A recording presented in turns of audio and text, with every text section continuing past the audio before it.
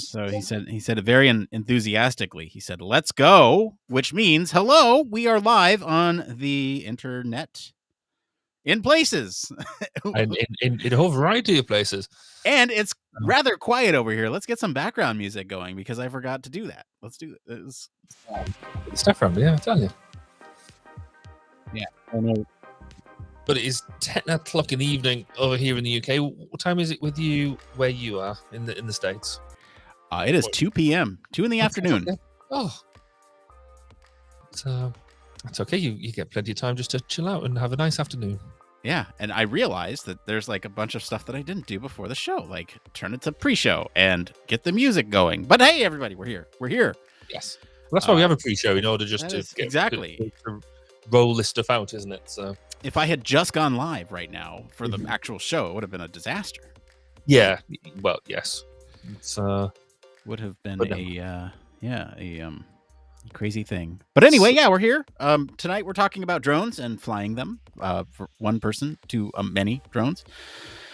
It's pretty cool because I can barely fly a drone on my own, though I haven't flown a drone in a while. But I've never actually tried to fly a drone. I've not because I mean you got to get them registered now and everything, and yeah, that's true. Yeah, I mean I haven't done it for a bit, but I did get one.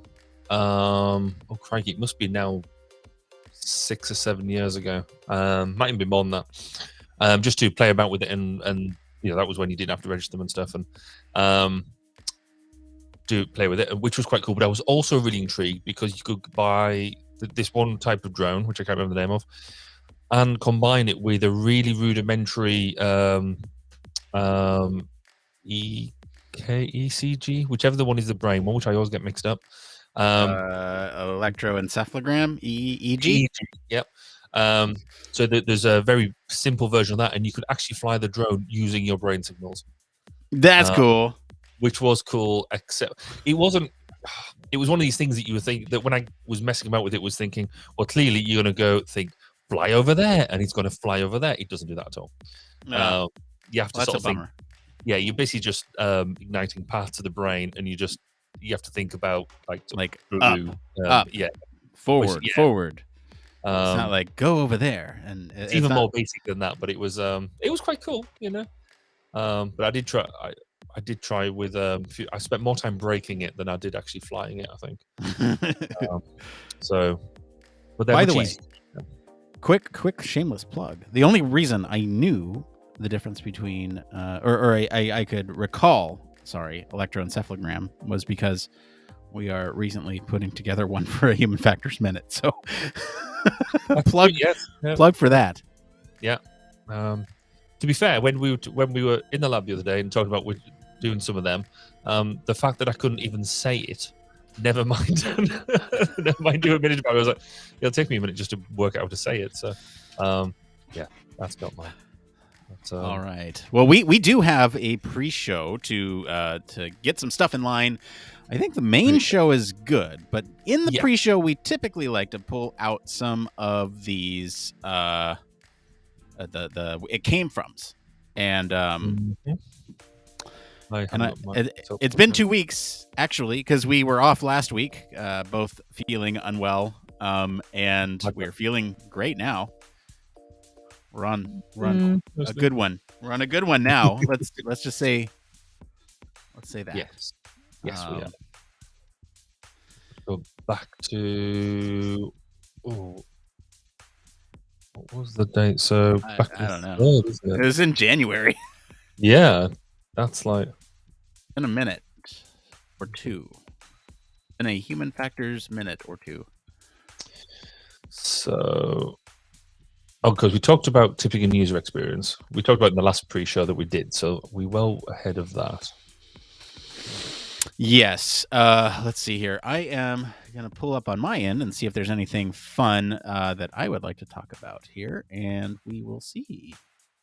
Yes. We did that one because that was about the project manager micromanagement. I haven't looked at this since the 20th because it's actually giving me. Discord is quite good like that, isn't it? It does give you. It tells you when. Yeah, that is. Yeah. You think that maybe they've got like some UX people involved or something. I really do like Discord. It's a fun, easy to use. Like once you get used to it, there's some little weirdness things when you get acclimated to it, but yeah, overall it's pretty great for this type of thing. And what gives? My Discord feed stops after February 4th. You? Oh, hold on. Oh yeah. All right. So this is going to be a little bit of a manual process. We're going to have to go out. You've broken it. Well, so that there are a couple of ones in here that I've seen. So there's one on the 20th of the 1st around whiteboarding challenge prep. I'm quite a fan of whiteboarding. So you know what? I'm going to pull up, see if there's anything. Oh, well, that one was 5 days ago. So that one makes sense. But why is it not pulling in user experience stuff? I wonder if some of our automation is broken. I was going to say, yeah, have you broken something? It certainly feels that way. It's okay. I break a lot of things. Short term, I'm going to copy across that one, so at least then you can tell me you don't like it, and we can do someone else. Wait, did you post it in? Not yet. Okay. I'm looking right now on the user experience subreddit here. 8 days ago. Move them away. Yeah. Okay. So yeah. Let's just see. 5 days ago is when that one's okay.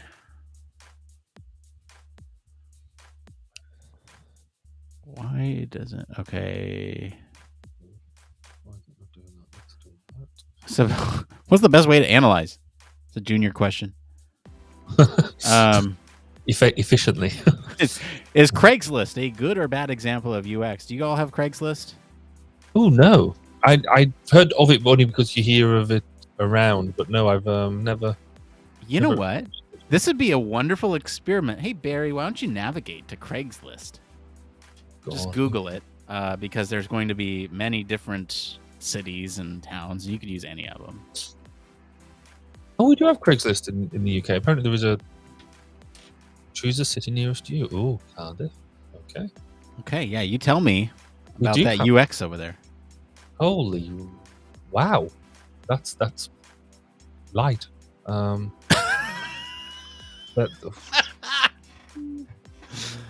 oh, that's light. Oh, yeah. I like that. I like the sort of one size font for all your bits, and then the discussion fonts in tiny little writing. Oh, that's weird. Oh, I don't like this. With a whole lot of not liking this.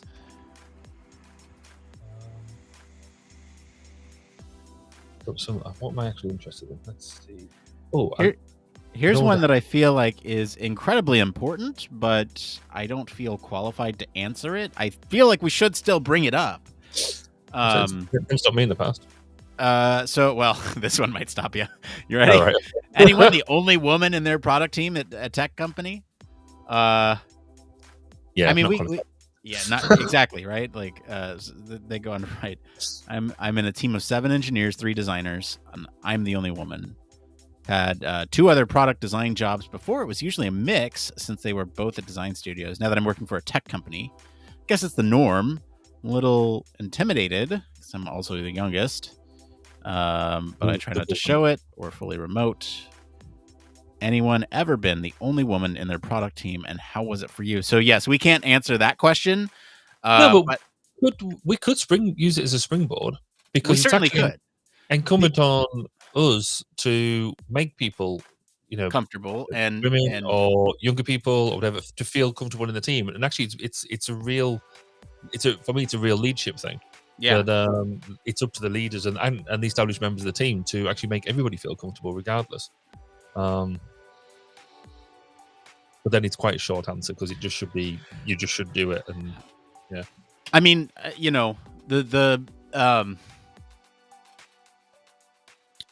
the distribution, I would say, is almost the opposite in my experience. I guess my team is half and half right now. In the past, I've worked on an all-male team. I've also worked on a team where I was the only male too. So it's like, there's different structures out there. And I think, Yeah, a big part of it, at least from your two white dudes talking about it, from our perspective, just one, we have to advocate for other people to, like you said, make people feel comfortable. Like, we can't be fucking creepy. Like, that's just, that's the bare minimum. Yeah. And if you see somebody being creepy, you say something about it and say, hey, look, you really made so and so uncomfortable. Exactly. And make them uncomfortable in turn for doing behaviors that are not socially acceptable. That's about all I can say from it. And you know what? I think we've touched on it in the pre-show, so we'll leave it there. I'm going to look through a couple more of these.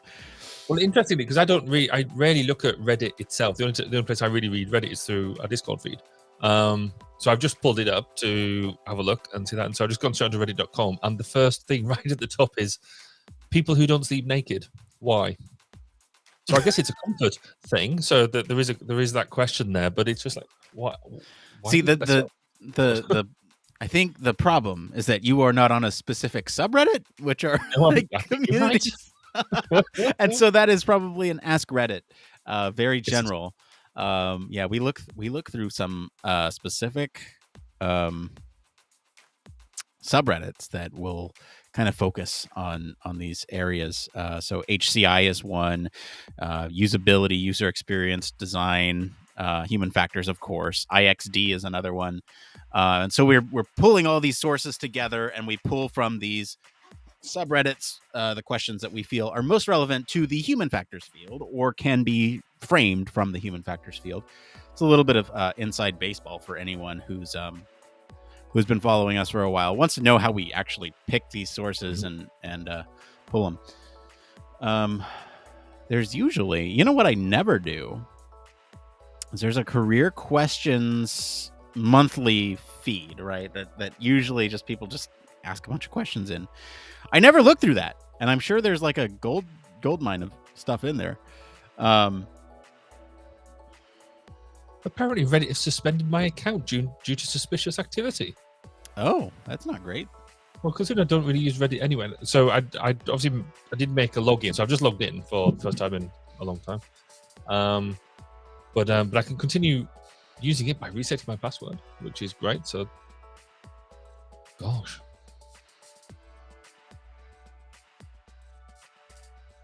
Yes, that they have suspended my account, so let's go back and reset that. God, the things you do just to try and get a show together. No kidding. Put in the right account as well.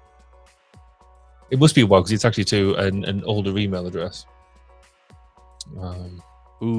Here's okay. How do you feel about this one? Hey all, I'm a career changer into UX, and despite a lot of effort, I've definitely reached the long-term unemployment zone. This one's a long one, but the question is, how can I solve my assumed weaknesses as a UX applicant from interview feedback and guesswork? And they've listed a bunch of assumptions. I think this is a great question, but thoughts? Like, have you ever dealt with long-term unemployment? Thankfully, touch wood, no. Though I have, I guess, flexed what I've done a bit, because I've gone from software I've gone from military to software to HF through to, well, see now, HF and research and business management and all that sort of stuff. So thankfully, no, I've always avoided. I've always been able to make people believe that they need me, or worse. I mean, you and I are both privileged too. We're white, we're male, and beyond that, we are fairly awesome. I was gonna say we're fairly prominent presences. We're fairly present in the field. Yes, we host the two biggest podcasts on human factors. That's true. Yes, it's so they said on whatever magazine. No, I went back and looked at that because I was saying to somebody else that both me and you were listed on this thing of best human factors. You go back to the actual thing, and the actual magazine thing just doesn't exist anymore. I was like, oh, Welt magazine doesn't exist. I think it's wait as well. It's not there, and I was like, okay, maybe that says a lot about that we have last thing that said that we did.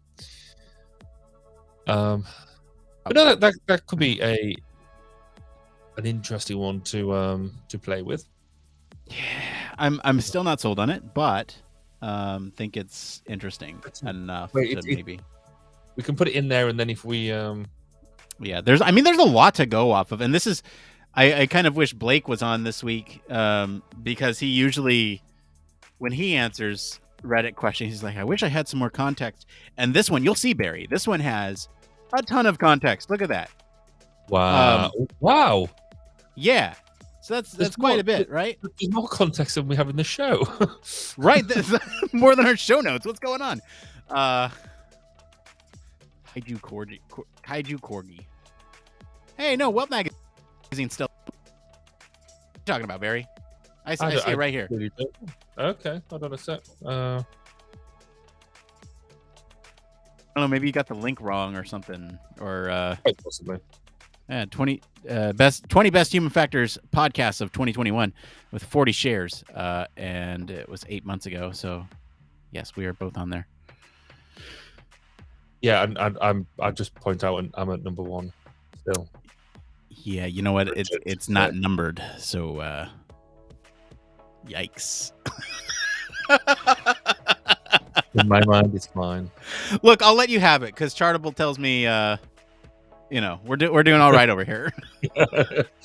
It does make. I think we said this at the time where we talked about going. Oh yeah, mine's at 1, and I've got a whole. At that point, I had a whole of 20 episodes, which was a lie. Actually, we had more than that. But anyway, 20 episodes. Yeah, great.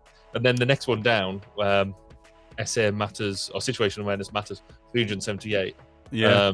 Practice cast 264. I was like, there's no way that is ordered in priority order from me with a mere 20 episodes compared to the others. Yeah, I didn't even look at the number of aviation.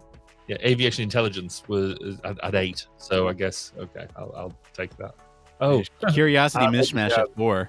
You know what I bet they did is they probably just searched human factors and was like, there's not very much here. Let's just pick. Yeah, because actually, Military Psychology Podcast Network had 8 episodes at the time. Yeah. You know what though? Look, this is a little bit inside baseball here again too. But if you are interested in the podcasting world, there's a service that we use called Chartable. You're on Chartable too, right?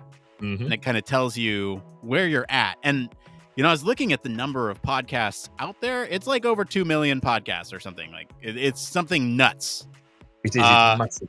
And so when you look at global podcast rank, Human Factors Cast is at 6,428 out of 2 million plus. That's not bad.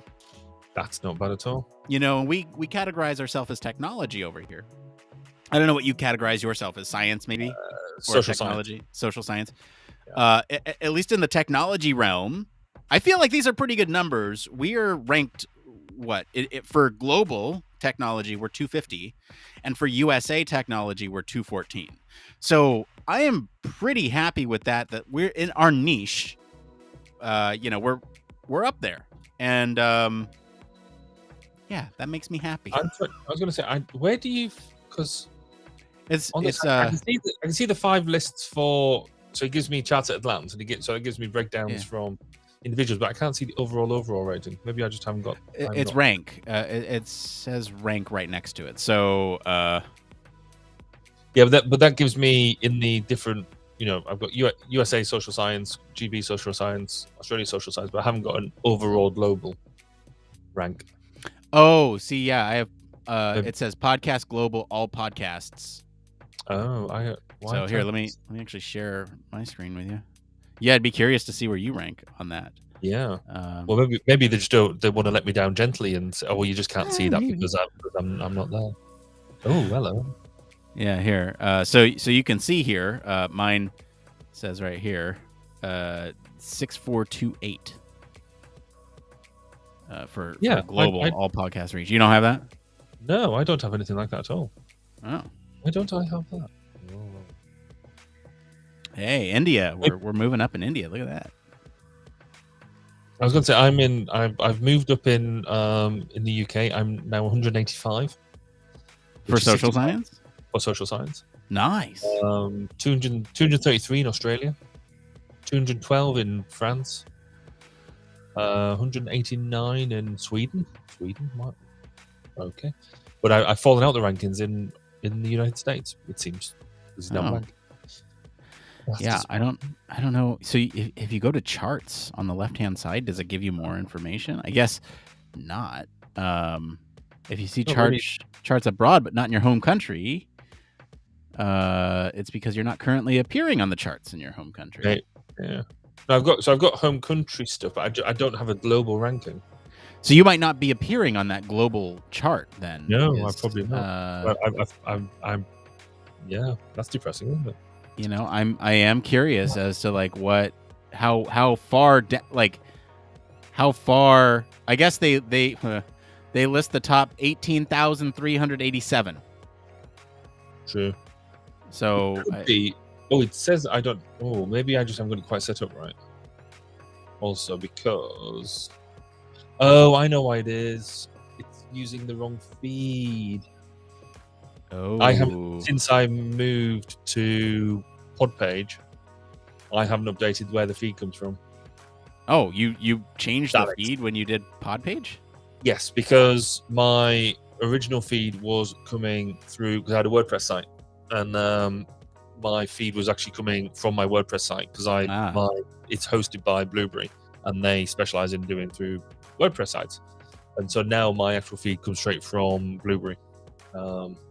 Okay.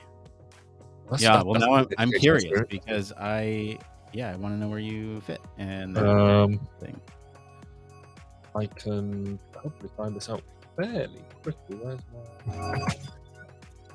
No, I need to find my RSS feed again. Well, I'm hearing a lot of kickback. What's going on? What from?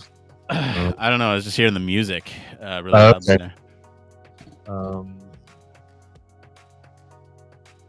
Should be that. And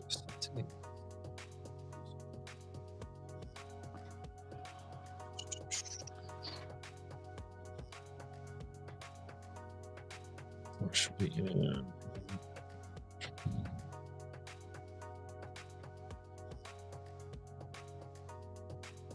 Yeah, everybody else was talking amongst yourselves whilst I work out whilst my thing isn't working. Yeah, well, you know what? I'm just looking for questions here, and I'm not finding really any great ones here at a glance. So I think we might have to dig into the bank tonight because we are 8 minutes out. Yes, we probably should do something, shouldn't we? And I'm thinking that yes, we probably should. Right, that's my B. Yeah.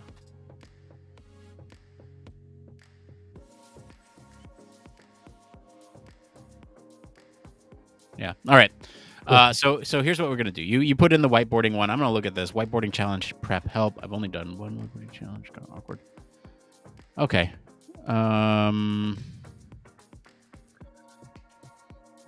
Yeah, we can talk about that one. That's fine. Yeah, and then I quite like only because I did a whiteboarding session this week, and it was interesting seeing it from one of my newest employees' point of view. Great. Who was really nervous about it, where I was like, "Yeah, it's cool. I enjoy doing this sort of stuff." Cool. We'll do that, and then let's pull.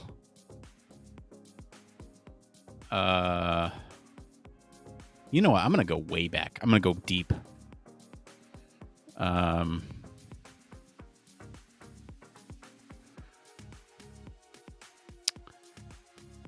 Oh, okay. I like this one. What do you think about this one? I have the opportunity to do 2 projects in the final semester of my senior year. What types of projects would be the most impressive to an employer, or what types of projects are underrated and fun? That's the title. I like this question because I have a very specific answer. Okay. And if you're okay with it, I'm all right with that. All right, let's do it. I think we have our 3 then. So that means we are talking about the long unemployment. We'll talk about that one last because we'll do it in order of date, I guess. So we'll do that. Yeah. All right. This is gonna be great.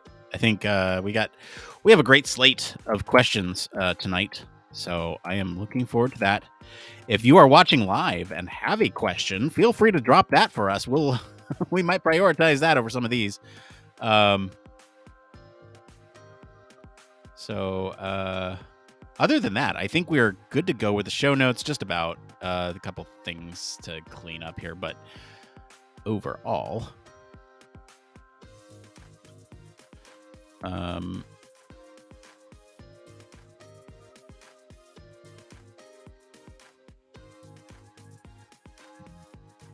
I'm going to have to just unclick that because that's going to irritate me.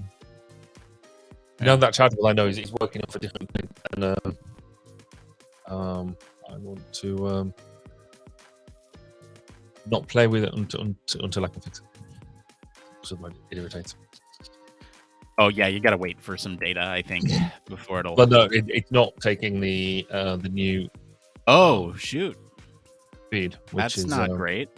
But then it's interesting because if it's not taking the new feed, how's it getting some of the results yet not all the results? It depends. So if you pulled the WordPress one, it's likely that it's pulling wherever your WordPress is linked to. So for, like if you missed one and it's still WordPress for Apple Podcasts or Google Podcasts or whatever, if you missed one, it's still pulling from those, but it's not pulling from. But it can't pull from them because it doesn't exist through them anymore. So it's not. Because that bit, I've literally switched it off. There's pass-through. There's pass-through sometimes. So if it's referencing an old link, it'll pass through to the Blueberry. Possibly, yeah. Oh, no, yeah, because it should be 403. Yeah. So, yes, okay, that'll be why some of it's going through. Yes. Yeah, right, anyway, so you got some data, and I would imagine that's not the full picture, but it's got some good data in there, I'd imagine. Yes. I don't get as data obsessed anyway, he says, whilst he's getting data obsessed. You saw me at last Friday's lab meeting. I was going over all the data. You're definitely more about the data than I am, I think. It's but you've got better data to work with, so. Yeah, we do like our we like to track how we're doing. Indeed. I think it's certainly a good habit to get into because if we didn't track, we wouldn't know. Yeah. We wouldn't know if like, oh yeah, no, we got, That's where I do like Blueberry to a certain extent is because every time you log in, it gives you a really nice stats page. And I'm very close to, or relatively close to, my first 10,000, my first 10,000th download. Oh wow! So that's exciting. That's going to happen in the next month or so, I think. So, or quicker if people do it. So, the call to action to go sub and listen. Barry's podcast, sister podcast to Human Factors Cast. If you like the content you enjoy here, Barry's got. Like we said, a sister podcast over there where he does kind of the interview side of things. Yes, because it's quite nice because the interview I did this week then hooked up with the interview that you did, or the episode that you did on family stuff, which was quite neat. When they posted on Twitter, I had to jump in and I was like, "Oh yeah, Barry told me about this one. I gotta at least let them know that I'm really looking forward to it." Yeah, and then that led to Jill then downloading yours and all that sort of stuff, and so that and Human Factors something was made. Look, Human Factors babies were made, but that's not how it works, is it? Really? Wrong analogy. Oh, I think we should possibly just go. Well, is this the right point to go live? That's. Yeah, we are about to go live. So, hey, if you're sticking with us. We are, you know what? Actually, hang on. Before we go live, I do have to do one more thing here in the show notes, or else I will forget it. It's at the top, so I can't fudge it while you're reading stuff. Hang on. Right. Okay. 1 second. Otherwise, we could just go live now. Give me a second. Paste without formatting. We're going to be talking about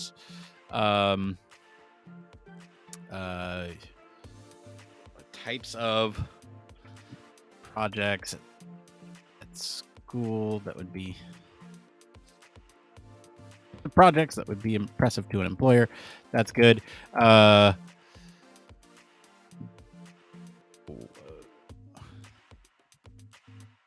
thoughts on whiteboarding. I promise we're almost going to start the show. Give me a minute. I feel like I'm letting everybody who's watching live down. It's just like, Yeah. And Let last, yourself down, you let the podcast down. addressing the long-term unemployment zone.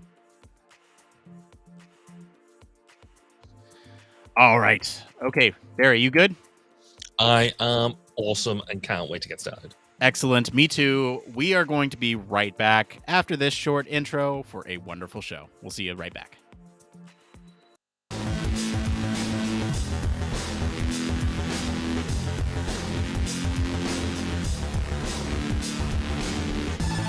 Welcome to Human Factors Cast, your weekly podcast for human factors, psychology, and design.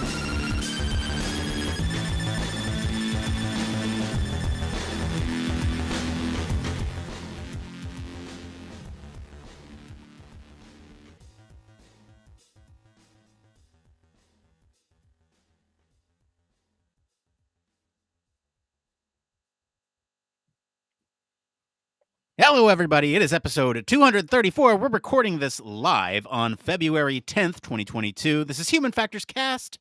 I'm your host, Nick Roome. I am joined today by the wonderful Mr. Barry Kirby. Wonderful. I've been promoted. Great to be here. How are you doing? You've been promoted. Yes, I'm doing great. And we have a great show for you all tonight. We're going to be talking about how you can fly 130 drones all by yourself. And later, we're going to answer some questions from the community about the types of projects that would be most impressive to an employer, our thoughts on whiteboarding, and we're going to address the long-term unemployment zone.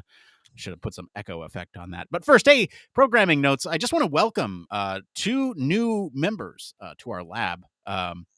Really excited to have Reese and Karime in our lab. Welcome. And if you are interested in the Human Factors Digital Media Lab, we are always looking for talent, people who are passionate about producing human factors content or, just getting involved with the podcast. If you want to see it from behind the scenes, you can do it that way too. Anyway, we know why you're here. You're here for the news. So why don't we go ahead and get into it?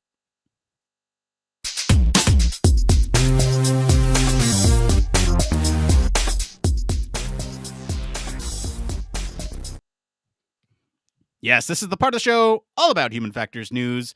This week we got a good one. Barry, what is the story this week? So this week we're talking about how new military technology lets one person fly a swarm of 130 drones. In an example of the growth in autonomous and remote capabilities, the Pentagon has helped develop technology that allows a single person to control 130 drones for US military operations. Behind the project is defense contractor company Raytheon, which is working with the Defense Advanced Research Projects Agency, or DARPA. The team has successfully tested their technology in an indoor and outdoor urban setting, according to the press release from the company. Dubbed as the Offensive Swarm Enabled Tactics, OFFSET, military, gotta love a good acronym, the swarm was made up of 130 physical drones as well as 30 simulated drones. Raytheon claimed that the software and hardware used in the swarm allow an operator to command a swarm with minimal training. The operator controlling the swarm won't be so much sat at a desk with a joystick. Instead, they'll be using virtual reality interface that allows them to look through each drone individually. This creates an interactive virtual view of the environment, the release said. Nick, do you want to have 130 drones at your beck and call? How do you feel about the article? Look, I think there's a lot of really cool technology going on here. What the blurb that we wrote doesn't actually mention is that they are actually allowing for voice commands as well, which is, a really interesting way to command drones, especially when combined with VR. If it weren't for its application, which is warfare, it'd be a super neat thing to play with. I think we have some complicated thoughts on warfare and all that, but in terms of other applications, a lot of things come out of the military to start with, and then come into industry as well, and then I am just waiting for the day when we can see an interactive light show in the sky using drones that one person is controlling with VR and voice. That's kind of what I'm thinking. Barry, what are your initial reactions to this article? Oh, I love this so much. It's clearly a massive springboard for a huge number of applications. And there's exploitation in everything from undersea exploration through to, well, my favorite, as I go on about quite a lot, that, the colonization of Mars. The ability to remote control not only just one vehicle, but multiple vehicles to do different things is clearly where we need to be and where we need to go.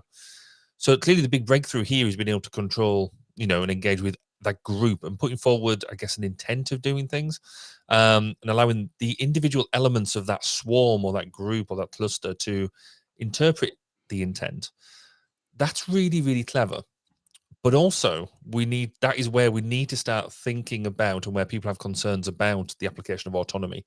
And this is in the military domain, and it does throw up a whole lot of other issues, which I think we'll get into a bit later. But fundamentally, how cool is that? It's pretty neat. I mean, like, I think to me, the AI on board that would try to interpret what you as an operator are trying to do is one of the bigger challenges. And speaking of challenges, I think what we should do maybe is to break down, at least, from a human factors perspective, what some of these challenges of remote aviation are, or sort of remote control drone piloting today, those types of things. We have a source here from the Human Factors Guidelines for Unmanned Aircraft Systems. This is by Alan Hobbs, Beth Lyle. Hopefully I said those right. Anyway, but there's a lot of really good information in here, and we've kind of chunked them by category. So maybe we go through one by one and talk about these. And we'll start with sort of reduced sensory cues. So as a pilot of an unmanned aircraft, you're kind of looking at a different view than you might if you were piloting a physical aircraft, right? If you think about piloting a physical aircraft, you can look out and get a sense of your surroundings, because you can look out the window. You can see how far away from the ground you are, from other objects you are, from other drones or aircraft you are. And you don't really have that with piloting drones. You have, you don't have this additional, I guess, sixth sense of airborne proprioception, if you want to call it that. I don't know. But you don't have that additional sense to assist with things like navigation or collision avoidance or weather awareness even. And sort of the absence of these other sensations make it really difficult to monitor the state of what's going on in the environment. So, the solution is really onboard cameras. They help with the image of the field of view, but maybe don't paint the whole picture that you would get from all the other senses acting in harmony while you're in an aircraft, right? Yeah. You want to take the next one here? Well, I think just to add to that as well, it's the because it's one of the issues we get out of simulation as well, is the application of G and know which way's up, and so then other senses that you sort of take for granted are completely removed in or can be completely removed in that situation. The other bit is just the whole tethering of the unmanned aircraft with the controller. So that control link, how the instructions are transmitted between the two. So the unmanned air system pilot, this isn't just unmanned air systems, it's any sort of remote capability. They must monitor and anticipate the quality of the control link and be prepared for link interruptions, because the link latencies may make direct manual control difficult and may disrupt voice communications when they're relayed via the video link. It's quite a common problem now, actually, even in manned aircraft, that we almost take the computer generated instructions for granted. Without the ability to sort of have a sense check and understanding that maybe the data you're getting isn't perfect and isn't quite right. So you've always got to be aware that just because the computer says what it is, the computer isn't necessarily always right, and be aware of that situation. Do you want to talk to us about the physical characteristics of the control station? Yeah, so you mentioned the communication piece of it and the control piece of it. Then there's the control station itself, right? And there's a lot to consider here. So if you think about a traditional aircraft, everything is very deliberately designed to be within reach of the operator at the times in which it makes sense to be in reach. And there's limited space in a cockpit.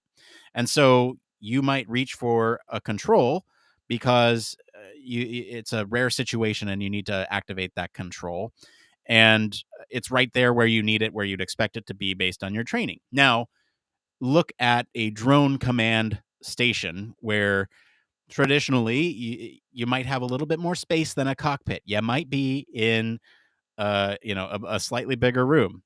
Sometimes not, sometimes yeah. And so if you think about that, it's much easier to just go, all right, we need this additional capability. Let's put the controls over here. And so it's kind of like bolt-on attachments to these controls without really thinking through necessarily where those controls are placed in relation to everything else in that physical control system. And so, these displays may not be as easily accessible, and they might not reflect how it is in a cockpit. And so even if you have that training as a pilot, you might not have the same training as a drone pilot. And it might be difficult to kind of enforce these sort of procedures if it's in an office environment versus an aircraft where your every action is life affirming. I think that is kind of the difference. You want to talk about this next point here? Yeah. So one of the big things that with unmanned air systems is generally the where they take off. The person who manages the takeoff is not the same person who controls the mission, and so that you have to have that transfer of control. So control of the unmanned aircraft may be transferred during ongoing operations between adjacent control stations, or between geographically separated entities, or geographically separated control stations. Each transfer does involve a risk of mode errors, inconsistencies between the control stations, or just miscommunication. And these happen on, so that transfer happens at least twice on every mission.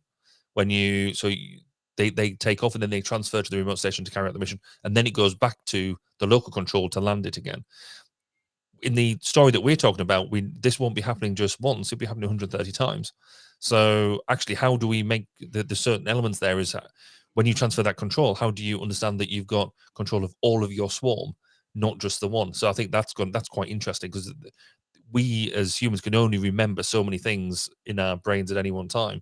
And so you've got to hold almost at the status and have that status displayed to you, which I think is going to be quite interesting. Do you want to pick up the next point? Yeah, you mentioned that sort of unconventional aspect of being able to one person start the flight, another person do the mission, another person land. It's a shared responsibility. And with that, there's a bunch of other unconventional characteristics of some of these unmanned aircraft where you might have, different flight patterns and different rates of climb that are not, typical of regular aircraft. It might actually present more challenges for air traffic controllers, and so you'd have to navigate that with them. The pilot might actually be required to interact with other systems that aren't present on traditional aircraft as well. So you might have things like electric propulsion, fuel cells, catapult launch systems, these other things that I did mention there's kind of the start, the middle part of the mission, and then the finish. You want to talk about the finish? Yeah. So when you come in to finish the flight or terminate the flight, you're in that situation where you assume that unmanned air systems will not be used to carry passengers. Therefore, in an emergency, a UAS pilot may choose to destroy the aircraft by ditching it or by other means, rather than attempt a landing that could present a risk to people or property on the ground.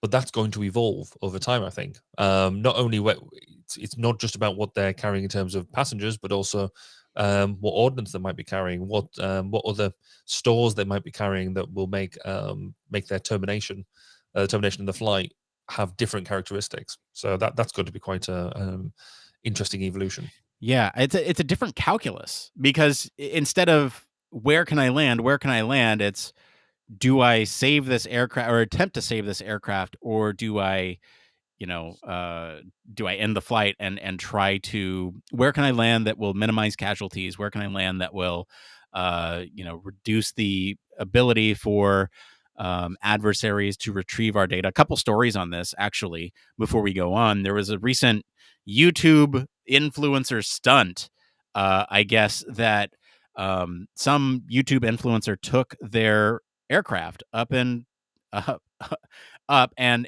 they I guess faked an emergency landing, and so they ended up crashing their aircraft, all for YouTube views.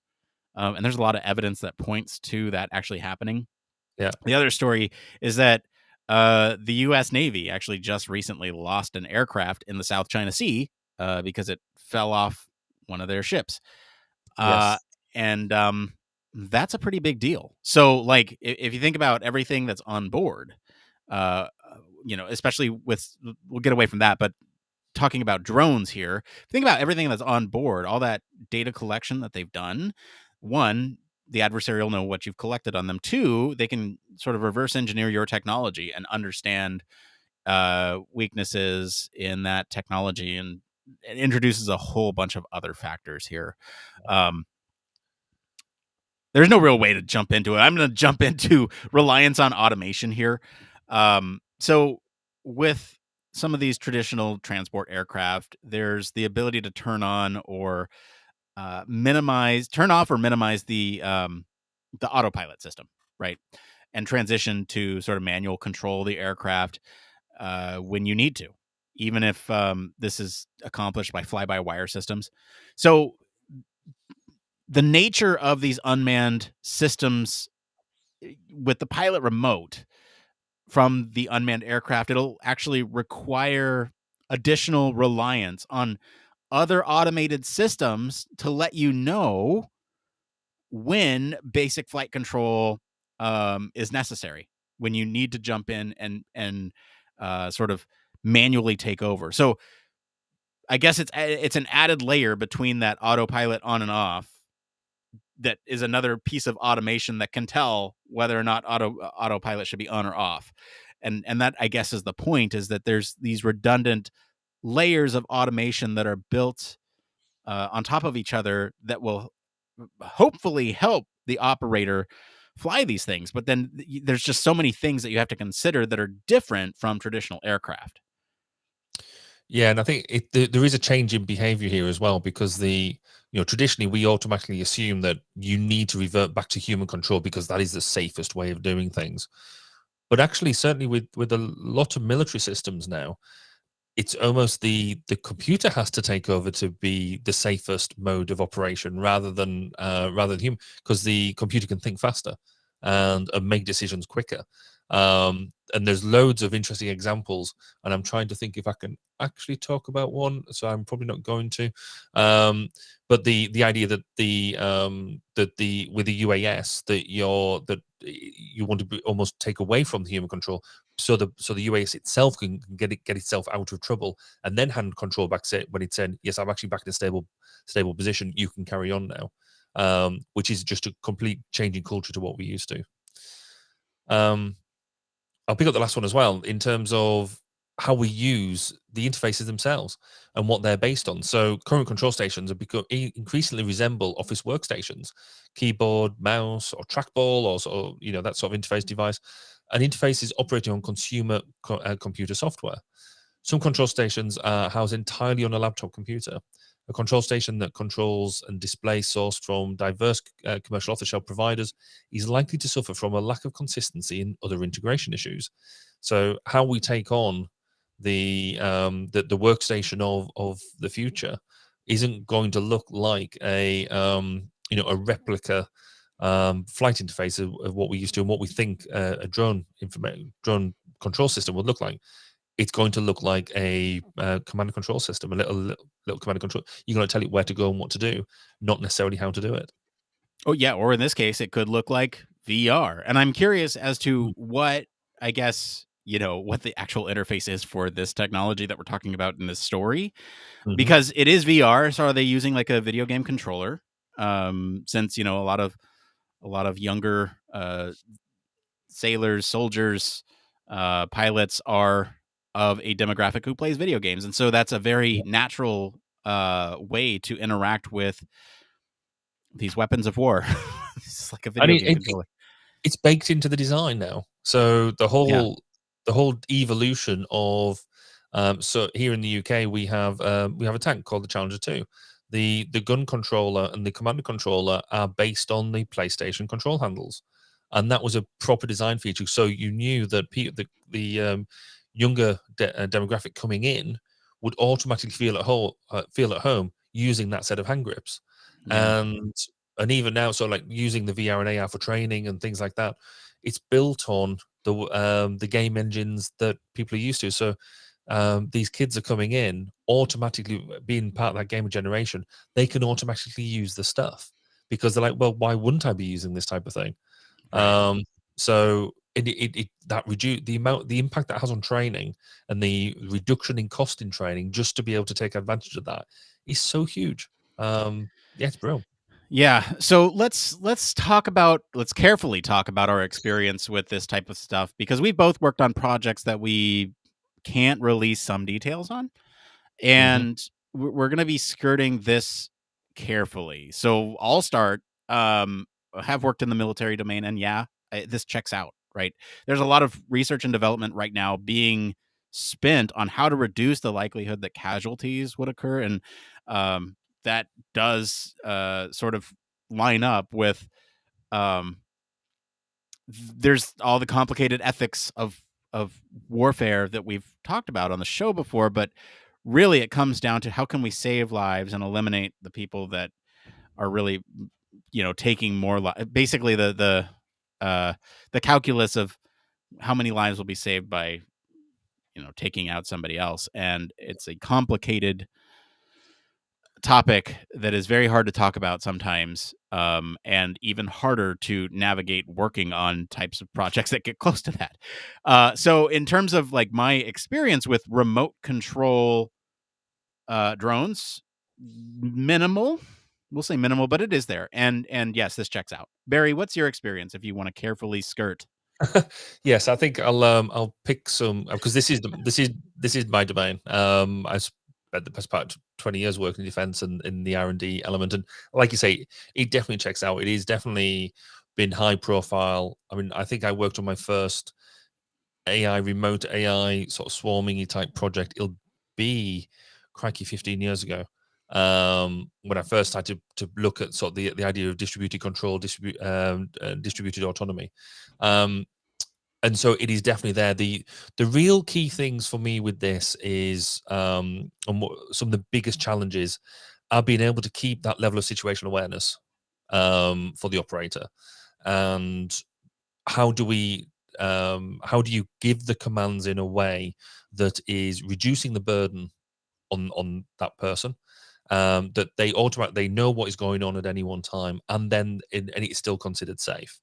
So the influence of autonomy, so it's not just artificial intelligence, but we're talking about autonomy and the different levels of autonomy that we have here, and artificial intelligence and them associated technologies are so key. It's a lot of stuff coming together at one time, and quite a nice point here. But the bit you talk about with ethics, that is huge, and we're at that point now where we've always gone along with the principle, certainly in the UK, well, certainly in most Western countries as well, is that we have this human in the loop scenario. No matter what level of autonomy you get to, the person or the element that says that a weapon can take a life is a human decision. And at that point that it's happening. So somebody has to pull the trigger, press a button, give a command to say, yes, that's going to happen. And where we get now with this is, and the whole point of that is it's that whole human makes a decision to take a human life. Fine, we get that.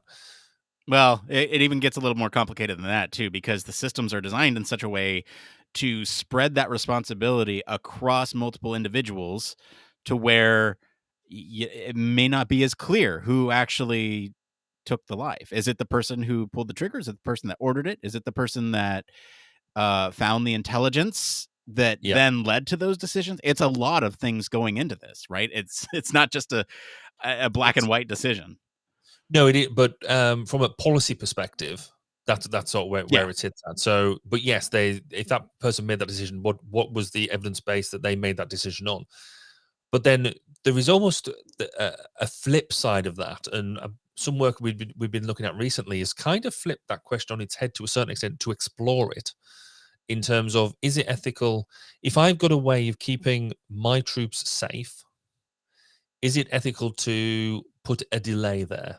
So if I've got a delay to make a decision to protect my team, to protect my troops, I've got a system that would automatically detect a threat and then be able to eliminate that threat. Is it ethical for me to put a pause in there for a human to say yes, when actually if they don't make the decision in time, they could then be eliminated? So that was like number one. And then the other part of some things question we've been asking is, in order for a human operator to make a decision to make that decision, they generally have to be close by to what's going on, because you have to have the right intelligence, the right time to do all that sort of stuff. Do we need to do that if the person is at the other side of the globe? How right is that decision to be made? Because if you don't have, do you have to smell the same air? And things like that, which is a phrase we've used a couple of times. So the whole ethics thing is getting more complicated because of technology. A lot of people thought that this would simplify it, and it's really not. It's making it way more intrinsic, because it's made us really put more value on human life as less humans have been involved in the battlefield. So where is do we get to a point where essentially you've got two computers fighting each other with a couple of controllers at the end? Is that truly war? Where is the social value in war at that point? Because actually it's just two people having the equivalent of robot wars. How does all this, where does it end? So as the technology gets better, and in theory the burden on the soldier, the sailor, the person in the Air Force, their job theory.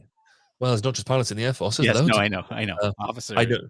Air crew is kind of what I usually fall down to, but actually that's not true either. So, but you know what I mean? This whole as their job theoretically gets easier because of automation, actually everyone else's job, society's job, gets harder, because we need to think about these questions in more detail. So, whilst it is sort of, that's verging off the human factors realm itself in terms of what we do in terms of interfaces and things like that, actually we are getting to that point where human factors should be helping answer the bigger questions. Yeah, I agree, and I think ethics in human factors is a really important topic, and I'm glad we brought this up. And all the points that you just made are exactly why I got out of it, and and now I'm in supply chain logistics, just making sure you have toilet paper on your shelves. So you know what? It's a lot less offensive.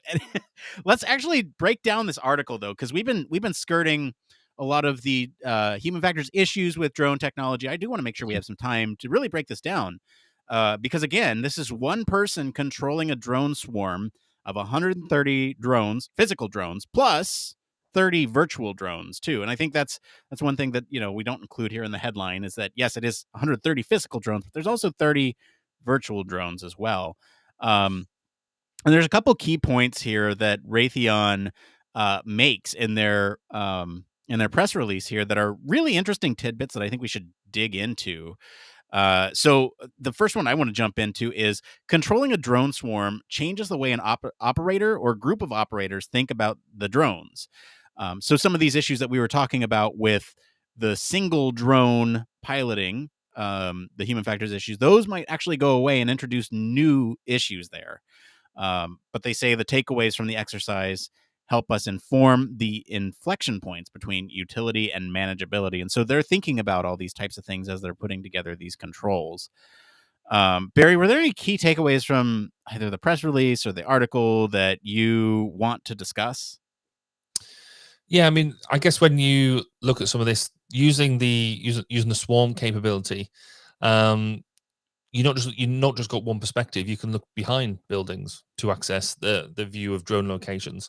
You use the virtual reality environment to train and to test and see if your mission is viable. So you can do a whole lot of stuff beforehand, before you actually get into your into the mission itself. So because the environment that you're using is the same whether you're flying it for real or you're doing a training part. You can use the same environment, because all you're doing is put a synthetic end to synthetic end to the output. That's where the 30 simulated drones were so important with this.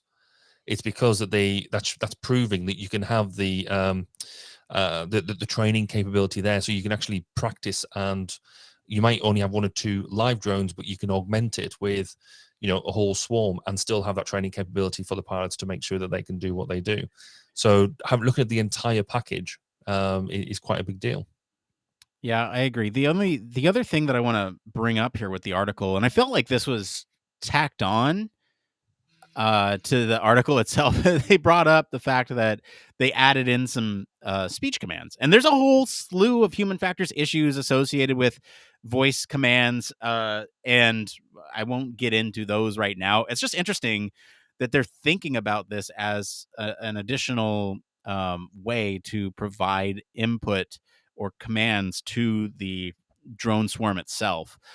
That's interesting to me. Another piece that I thought was just, well, as somebody who studies and is interested in VR, I don't know. It's super interesting when you think about the various viewpoints that you'll have from this. I mean, you mentioned being able to look at the back of a building in a VR environment, and I almost wonder, what kind of VR environment are they building? Is it just from the perspective of the drones? I would think not. I think these drones are probably actively building a 3D representation of the environment that the drone operator then can navigate through, similar to like how Google Earth works in VR, where you can just kind of pinch and zoom and really get up close and like bend around and look at a, building from all angles as if you're, a massive entity, based on all the data that's being collected by the swarm. And if you need to get a live feed of something, like looking at a specific window, if a drone's just kind of hanging out,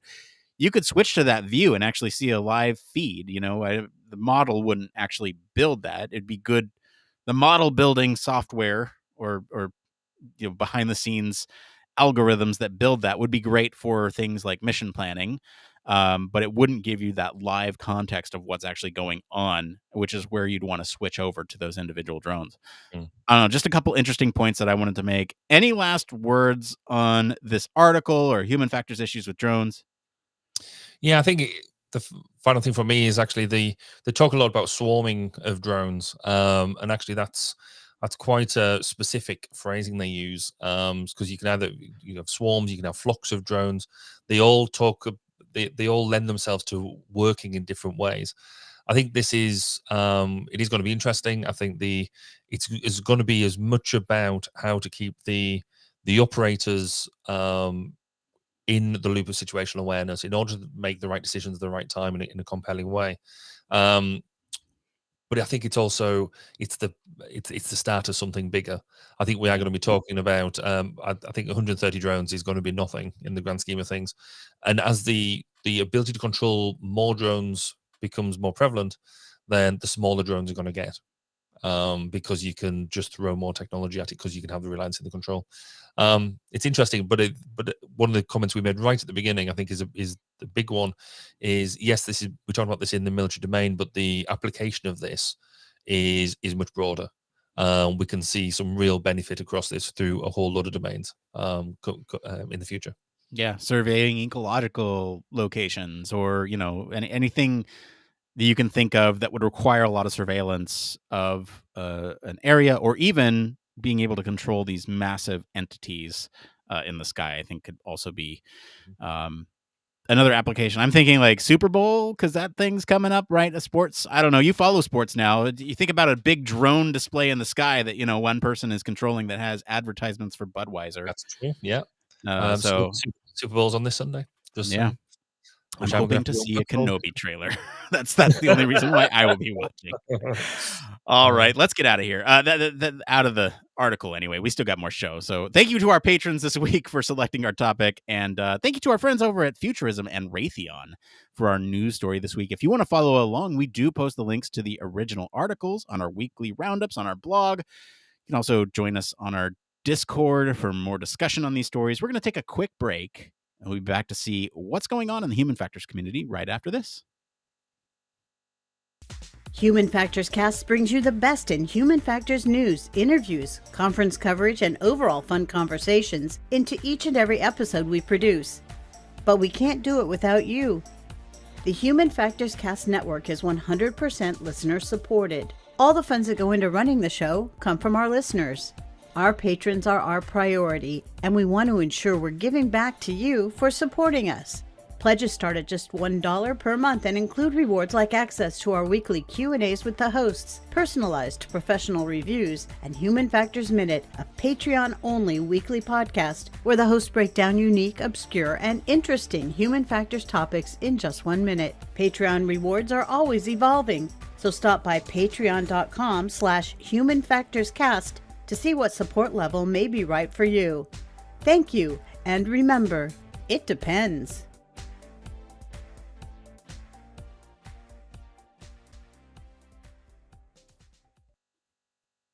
Yes, huge thank you as always to our patrons. Especially want to thank our honorary Human Factors Cast staff patrons, Michelle Tripp. Patrons like you keep the show running. Thank you for your continued support. A couple notes that I want to make before we get on with the show here. One, did you know that we do a pre and a post show? Pre-show is a lot of times us answering community questions that don't quite make it on the show.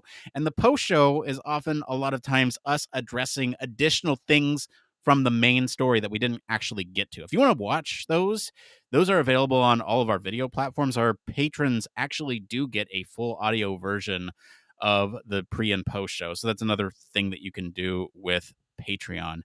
Wanted to mention that, but I also want to mention this one because this is something that I don't think we talk about enough. We have a Discord. And it's a great way to get involved with talking with other human factors professionals from all over the world. We have people from Australia, people from, I don't know, where else are people from, Barry? I don't know. I'm like over here in the UK, just enjoying myself on my Discord, you know. Exactly. We actually have access to a lot of resources that we have got our hands on over the last couple of years. In the last couple of weeks, we've had discussions about cloud gaming, NFTs, even more context around some of the questions that we actually talk about on the show. You can even chat with others in voice channels, although I haven't really seen that. Maybe I'll make it a point to like jump in every now and then. And it's also where we do our lab chat and our lab work for the digital media lab. There's another plug for it. That's hidden to the public, but at least it's an effective tool for getting stuff done, and that a lot of people in the lab are on there. You can always ask us questions. Anyway, with that, let's go ahead and get into this next part of the show that we like to call... It came from... Yes, it came from This Week It's All Reddit. And this is the part of the show where we search all over the internet to bring you topics that the community is talking about. No matter where you're watching, if you find any of these answers helpful or useful, please give us a like to just help other people find this content. It's actually helps more than you might think. All right, so let's get into, we have 3 tonight, and it looks like maybe we put them in the wrong spot, but that's okay. Well, let me tackle it here. The first one here is by Sayakine. I probably said that incorrectly on the user experience subreddit. They say, I have an opportunity to do 2 projects in the final semester of my senior year. What types of projects would be the most impressive to an employer, or what types of projects are underrated and fun?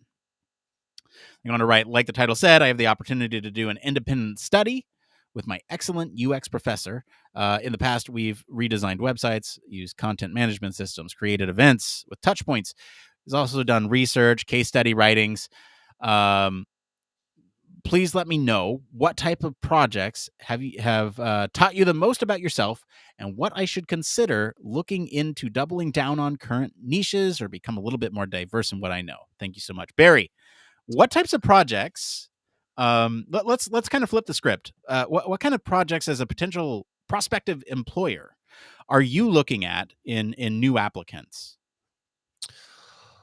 Oh, can we invoke the "it depends" button? I guess to a certain There you extent. But it first time tonight. It really does. I mean, for me, yeah. Oh, check that out. That's cool. I need a PNG. I need a PNG because it's. I like that. Yeah, completely lost to you if you're listening to this on audio, but Nick just put up a big "it depends" thing on the on the screen. So for me as an employer, I'm looking for something that showcases your ability and really what interests you, because if we're doing something that interests you, then it means you're motivated to do it. Therefore, it means you're putting your effort, you put a bit of you into what you're developing. Specifically, I think what is a real thing at the moment, and what would really tick a load of boxes for me, is data is everywhere, but information and knowledge are seriously lacking. So everything's that, with IoT and them sort of projects, if you can show a map with loads of data points on it, or you've got you've got some charts or things like that, that you're doing some really good UI, and also, whereas I tend to fall asleep to a certain extent. It's about making meaningful information and knowledge out of the data. So if you want to focus on something about taking, I've seen some really cool things around, studies of Twitter, for example, where you've got number of tweets posted in a certain area around certain topics. And I've seen some really good ways that's been displayed and some really bad ways that's displayed. If it's displayed well, it can give you such rich information about what's going on about a certain topic, where if it's really badly displayed, then it just tells you that there's a lot of people who've got much more things to do, or should be doing better things. So fundamentally, how do you turn data into knowledge, also data into information in a meaningful way? And so if you can do that, if you can show that in a fun way, in a way that motivated you to do it, then you've hit something that would almost guarantee that I would give you a job. So there you go back on, do that, and then you can come work for me. Good feedback. I'm going to answer this in a frustrating way. This is one of the ones in the pre-show that I was like, oh, I really have a specific answer for this, and I want to answer it. So the question is, what would be a project that would be most impressive to an employer? As somebody who's been involved in the direct hiring process, one thing that always sticks out to me is when a candidate can be honest about encountering challenges and how they react to those challenges during the course of a project. And so I'm almost advocating for putting yourself into a situation where you're going to fail the first time around, because being able to react to these challenges and pivot in a way that's different from your original approach is incredibly crucial to a lot of industries' work, because you won't always get it your way. You won't always have the tools that you want. You won't always have the resources that you need. You won't always have the access to users that you might want either. And so you have to make some of these decisions based on other information. And so for me, if I were looking at a project that you were doing, I would say, okay, well, what challenged you about this project? What kind of wrench was thrown into this thing? I'm not looking for a picture perfect piece from start to finish. You can talk about your process all you like, but I want to hear about the challenges that you encountered and how you reacted to those. Because I feel like that is an unspoken skill that a lot of people maybe don't know how to answer in job interviews. And so there you go. That's some feedback. Let's get into this next one here. Barry, you chose this one. Whiteboarding challenge prep help. This is by Icy Egg 9244 on the user experience subreddit. I've only done one whiteboard challenge, and it was kind of awkward. I've read a lot of articles on whiteboarding challenges, but I'm still nervous about it given my last experience. I don't fully understand how you make decisions without the ability to validate either quantitatively or qualitatively. Can someone walk me through what a successful whiteboard challenge looks like? I'm open to any and all advice. So, Barry, let's just explain what a whiteboard challenge is, and then how do you tackle it? Well, fundamentally, I use the whiteboard or the whiteboard challenge as a discovery method of working out, sitting down with your customer, client, or users, and allowing the entire group to freely use that space to firstly depict what it is that we're trying to do in the first place, and then get to a level of understanding what the output should look like. But the whole piece is, people get scared by it, I think, because in many ways, yes, there is the structure behind it. There is that type of organization, but it's actually quite a free experience, because you don't necessarily know what you're going to get. It's not like other workshopping structures where you can quite rigidly control how you run a workshop. Whereas this, you can start off with the best of intentions and then end up being somewhere completely different. And you have to have a lot of faith in yourself, the group that you're with, and the ability to get down there. So, I think that's the way I use this a tool. What's your version of whiteboarding challenge? Because I do think in the UX world and in the HF world we do use the terminology differently. Yeah, whiteboard is such a nebulous term. You can use a whiteboard for many things, and so that's kind of why I asked you to define it, because I use it in a lot of different ways. The intent of a whiteboard is to sort of get something non permanent in front of people's faces so that they feel comfortable adjusting and adapting as conversation and discourse naturally occur. And so when you have something on the board that you want to sort of modify, it's easy to just erase it and do something else to it. I think if we're talking about just whiteboard, I think there's some better methods than doing that. Use the whiteboard in conjunction with Post-it notes, and now we're talking. But if we're just talking about a whiteboard, I think the important things is to write down important information and keep that kind of off to one side, and then maybe explore, I don't know, workflows on a different part, and that part is very malleable. You can adjust that as you need. The other part might be, I don't know, an interface based on those workflows. And so there's a variety of ways to use a whiteboard. As it relates to user interface, I think a lot of people probably just draw up interfaces and talk it through with a design team, and I think that's fine. But having the context of the other stuff is important too. And so again, the point is to have something that's not permanent, not a pen and paper, not a permanent record of it, but rather an exercise to get everybody engaged and involved. It's an interesting bit about that is we actually ran one of these yesterday, and one of my newer team members, it was his first whiteboard session, his first discovery session with me, and he was, in fact, he told me afterwards, but I sort of knew before we were going in, he was really nervous because it was literally three of us in the room. We had the user, me and him. So I was basically facilitating and working through the session. And I was like, you come in, you can listen, you can, if you feel like you want to shout up, shout up. You know, it's not a closed session at all. It's not, if you're in the room, then you're part of the team, you're part of the experience. And for the first, so we were actually running the session for about 2.5 hours in the end. I expected about an hour and a half, and it just worked. It was a really good event. And but it wasn't until afterwards he was like, he started putting comments about halfway through. And you could tell he was starting to be that bit more confident. And it's about doing that. It's about being able to have the facilitated space. And we've spoken about this before, about whoever's leading it, facilitating the space that anybody can say what it is that they want to say. There's no stupid questions, except if I'm asking them, because that tends to be a thing that I do a lot as a method.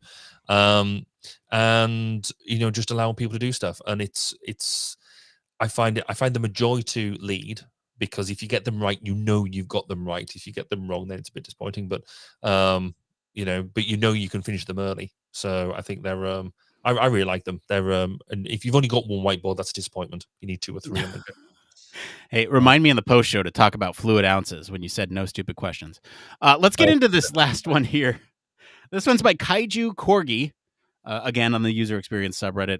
There's a lot of context here. I'm going to skip over a lot of it, but we'll read the important bits. It says, hey, y'all, I'm a career changer into UX, and despite a lot of effort, I've definitely reached the long-term unemployment zone.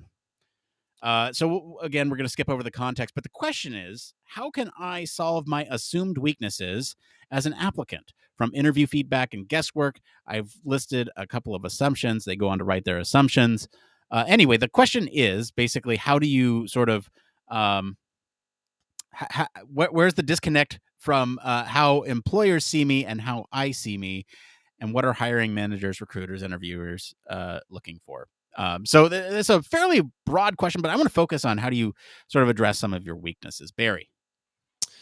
So I think honesty goes a long way, and it's difficult at times of being honest with yourself about maybe, are you doing the right thing? So the first thing I would be saying, so this question, as you quite rightly say, has a whole lot of stuff in it that actually they've gone a long way to identifying what all their weaknesses are, or what they perceive their weaknesses are.